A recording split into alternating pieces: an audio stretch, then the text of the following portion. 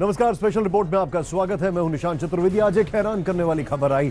नोएडा के सबसे posh malls में से एक, उसके पास एक लाश मिलती है, वो भी बोरे में बंद। पुलिस जब तफ्तीश करती है तो एक नहीं, दो नहीं, चार बोरों में इस लाश को बंद किया था। इस लाश के मिलने से सनसनी फैल गई।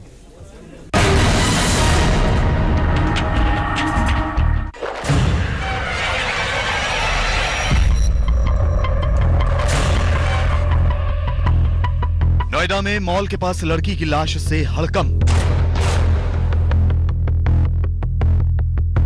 5 बोरों के अंदर पैक करके फेंकी लड़की की लाश। लाश में मुंह में ठूसा गया कपड़ा, सिर पर चोट का निशान। लड़की के हाथों पर लगी मेहंदी खोलेगी कत्ल का राज। सबसे बड़े मॉल के पास बोरे में मिली लाश किसकी है? देश की राजधानी दिल्ली से सटे नोएडा में जैसे ही धुंध छटती है, एक लड़की की लाश से सनसनी फैल जाती है। और ये लाश कहीं और नहीं बल्कि नोएडा के सबसे बड़े मॉल यानी डीएलएफ मॉल के पास मिलती है।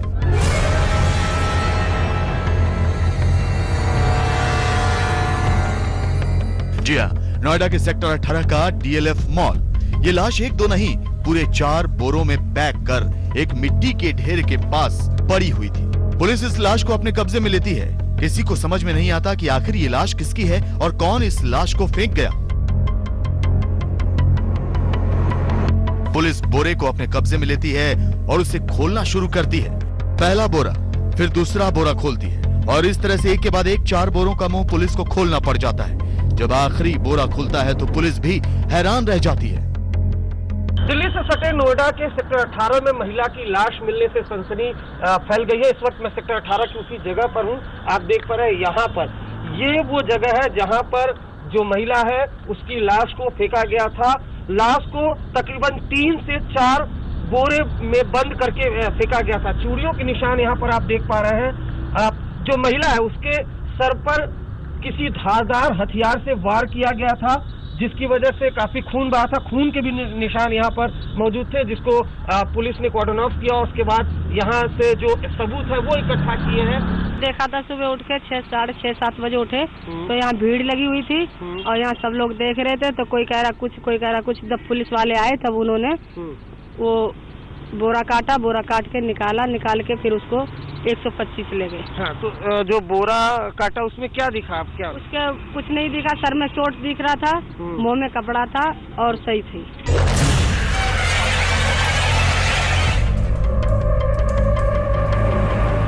पुलिस लाश का मुआयना करती है। ये पहले ही नजर में साफ हो जाता है कि इस लड़की का मर्डर बेहद ही जल्लाद तरीके से किया गया है। लाश के मुंह में कपड़ा ठूंसा हुआ था, सिर पर गंभीर चोट के निशान थे। लाश से पेट्रोल की भी बदबू आ रही थी। यानी यहाँ ये भी साफ हो जाता है कि लड़की की लाश को कातिल ने जलाने की कोशिश की होगी। खुलासा ये भी होता है कि लड़की का चेहरा बिगाड़ने की कोशिश की गई है ताकि कोई लाश की शिनाख्त न कर सके। जिस परिस्थिति में लाश मिली है, ये एक कपड़े में बांध करके और प्लास्टिक जो पॉलीथीन है उसमें रैप करके, ये इसको जो अट्टा पीर से जब आप जाते हैं आगे तो जहाँ टर्न पे सुनसान है वहाँ पर फेंकी गई है। बॉडी के जो प्रथम दृष्टया हम लोगों ने जो एग्जामिनेशन किया है उसमें 2-3 चीजें प्रकाश में आई हैं। एक तो ये उनके सर में एक घाव है और उनके मुंह में कपड़ा ठुसा हुआ था। लाश से ये भी जाहिर हो जाता है कि लड़की की उम्र 30 से 35 साल के बीच है। अब पुलिस के सामने चुनौती ये खड़ी हो जाती है कि आखिर ये लाश किसकी है और कौन है वो कातिल जो पौष इलाके में लाश को बोरे में बंद करके फेंक गया। पुलिस लाश की पूरी तफ्तीश करने के लिए उसे थाने ले आती है और पोस्टमार्टम के लिए भेज दिया जाता है। लेकिन कहते हैं कि कातिल कोई ना कोई सुराग जरूर छोड़ देता है। तो इस केस में भी पुलिस को कई ऐसे सुराग मिले हैं जो उसे कातिल तक पहुंचा सकते हैं। हम खुलासा उन सबूतों का भी करेंगे। अरविंद ओझा, नोएडा, आज तक। जब पुलिस ने उस लाश को बाहर निकाला तो और हैरान करने वाली चीजें सामने आई। लड़की के हाथ में मेहंदी लगी थी जिस पर शाहिदा और फारूक लिखा था। कौन है ये दोनों? पुलिस तफ्तीश कर रही है। इतना ही नहीं, ये लड़की बुर्का पहने हुए थी। इससे साफ होता है कि ये शायद मुस्लिम लड़की थी।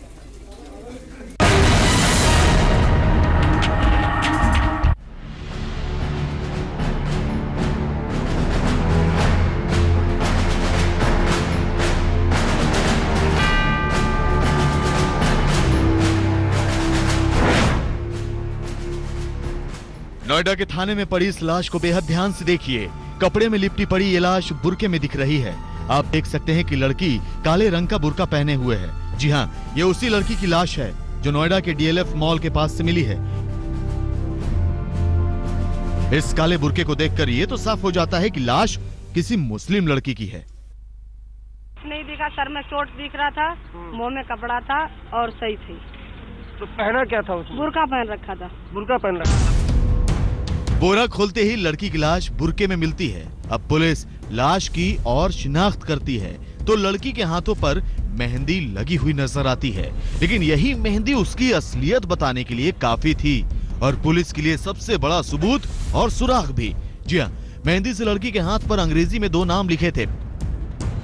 पहला नाम शायदा और दूसरा फारूक। अब पुलिस को लग रहा है कि शायदा लड़की का नाम है और फारूक हो सकता है उसके बॉयफ्रेंड का नाम हो। हाँ, उनके हाथ में मेहंदी लगी है और हाथ में मेहंदी में एक तरफ शायदा शब्द लिखा है SHAIDA और दूसरी उसी हाथ में दूसरी तरफ लिखा है फारूक। तो ये 2 नाम लिखे हैं। युवती जो एज लग रही है 30 से 35 साल के बीच में कहीं हो सकती है। यहाँ पुलिस ये भी पता लेती है कि लड़की का कत्ल 6 से 7 घंटे पहले ही किया गया है और लाश को ठिकाने लगाने के मकसद से कातिल ने कोहरे का फायदा उठाया और गाड़ी से बोरे में बंद लाश को सेक्टर 18 की कम आवाजाही वाली सड़क पर डाल दिया। अब पुलिस लड़की की तस्वीर खींचकर मेहंदी से लिखे 2 नामों के जरिए जांच आगे बढ़ा रही है और इसी नाम के सहारे वो पूछताछ भी करेगी। पुलिस ने हत्या और सबूत मिटाने का मुकदमा दर्ज कर लिया है। अभी फिलहाल पुलिस ने हत्या और एविडेंस मिटाने का मुकदमा, सबको जो उन्होंने एविडेंस मिटाने का प्रयास किया है उसका अभियोग पंजीकृत किया जा रहा है। जो लिखा हुआ है शब्द जो नाम लिखे हैं शायदा और फारूक, उनको भी सब लोगों को शेयर कर रहे हैं जिससे एक बार उनकी पहचान हो जाए। पहचान होने के बाद केस को खोलने में आसानी होगी। जिस बेरहमी से लड़की का कत्ल किया गया है, लाश से पेट्रोल की बदबू आ रही है, मुंह में कपड़ा ठूंसा गया, सिर पर चोट के निशान हैं और चेहरे पर जलने के भी निशान। पुलिस अभी यही अंदाजा लगा रही है कि ये किसी एक आदमी का काम नहीं है बल्कि कई लोग इसमें शामिल हैं। पुलिस के लिए ये एक बड़ी मर्डर मिस्ट्री बन गई है और नोएडा पुलिस अब इसे सुलझाने में जुट गई है। जिस महिला की लाश मिली है अभी तक उसकी पहचान नहीं हो पाई है। पहचान के नाम पर पुलिस के पास महज एक सुराग है। दरअसल महिला के हाथ पर मेहंदी से 2 नाम लिखे हैं। पहला नाम साइदा जबकि दूसरा नाम फारूक है। बहुत मुमकिन है कि जो महिला है उसका नाम साइदा हो, लेकिन फारूक कौन है इस बारे में तफ्तीश की जा रही है। लेकिन पुलिस के अधिकारियों के मुताबिक कातिल कोई न कोई करीबी ही है। कैमरामैन सैयद वकार के साथ अरविंद ओझा, दिल्ली, आज तक। कोहरे की आड़ में कोई लाश को फेंककर गायब हो गया, लेकिन हमने बात कोहरे की है तो आपको यह बता दें कोहरे से आज क्या कुछ हुआ। कोहरे की वजह से गाड़ियां रेंगती रहीं, कोहरे की वजह से ट्रेनें लेट हो गईं, कोहरे की वजह से जो अंधेरा हुआ उससे रूह भी कांप गई। ध्यान से देखें रिपोर्ट।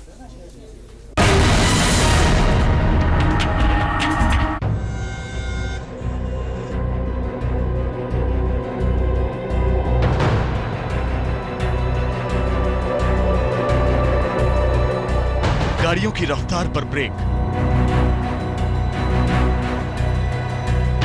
कहीं बस तो कहीं पलटा ट्रक, ट्रेनें लेट, फ्लाइट कैंसल।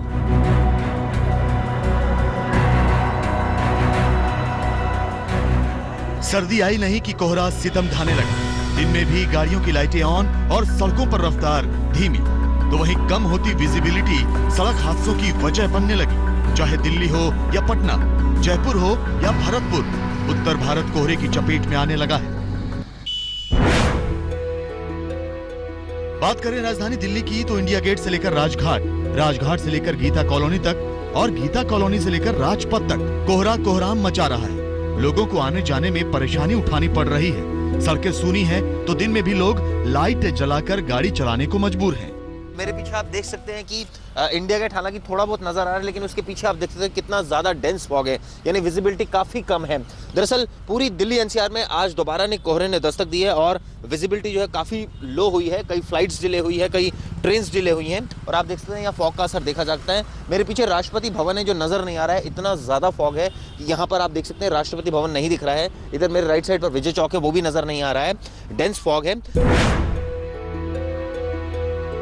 तस्वीरें कानपुर की हैं। देखिए विजिबिलिटी कितनी कम है, गाड़ियां मानो रेंग रही हैं। दिन में भी रात सा अंधेरा है, ट्रेनें तय वक्त से लेट चल रही हैं, तो सर्द हवाएं ठंड बढ़ा रही हैं। मैं इस समय कानपुर देहात में हूँ। दिल्ली से कानपुर का यह नेशनल हाईवे है और सिर्फ कोहरा नहीं बल्कि मैं ये कह सकता हूँ कि शीतलहर, और उसको इस समय मैं अपने हाथों पर महसूस कर सकता हूँ। तस्वीरें अगर आप देखेंगे तो घने कोहरे का अंदाजा लगाया जा सकता है। जो खबरें आ रही हैं, जो रिपोर्ट्स आ रही हैं, उसके मुताबिक न सिर्फ सड़क बल्कि रेल यातायात प्रभावित हुआ है। कई सारी ट्रेनें दिल्ली से आने वाली या जाने वाली, उत्तर भारत की ओर आने जाने वाली तमाम ट्रेनें, कई ट्रेनें 10 से ज्यादा घंटों तक देरी से चल रही हैं। आपको बता दें कि अगले 3 से 4 दिन दिल्ली एनसीआर सहित उत्तर प्रदेश, राजस्थान, हरियाणा, पंजाब में घना कोहरा छाए रहने का अंदेशा है। तो घने कोहरे की वजह से अब तक 1600 से ज्यादा ट्रेनें लेट हुई हैं, जबकि 70 से ज्यादा कैंसिल की गई हैं। आगे के देखेंगे तो हम लोग पंजाब और हरियाणा के लिए अगले 48 घंटों तक हम लोग मॉडरेट टू शैलो फॉग की संभावना है, लेकिन कुछ जगहों पर डेंस फॉग भी हो सकता है। जहाँ तक यूपी की बात है तो अगले 3 दिनों तक हम पूरे यूपी में वार्निंग इशू कर रहे हैं dense to very dense fog की। और दिल्ली की जब अगर हम बात करते हैं तो दिल्ली में भी हम लोग अगले 3 दिनों तक dense to very dense fog की एक्सपेक्टेशन है। अब जरा ये 2 तस्वीरें देखिए। कोहरे के कारण पटना से मधुबनी आ रही एक बस ओवर ब्रिज की दीवार से टकरा गई। बस का अगला हिस्सा बुरी तरह क्षतिग्रस्त हो गया। 6 घायल लोगों में से 3 की हालत बेहद नाजुक है। तो वहीं पटना के नजदीक मनेर में एक ट्रक पलट गया। हादसे में 2 लोगों की मौत हो गई। जाहिर है जैसे जैसे ठंड बढ़ रही है वैसे वैसे कोहरा भी बढ़ रहा है और बढ़ रही है लोगों की मुश्किलें। दफ्तर जाने की मुश्किल, बच्चों को स्कूल छोड़ने की मुश्किल, रोजमर्रा के कामकाज में मुश्किल, तो सफर में भी मुश्किल। आज तक ब्यूरो।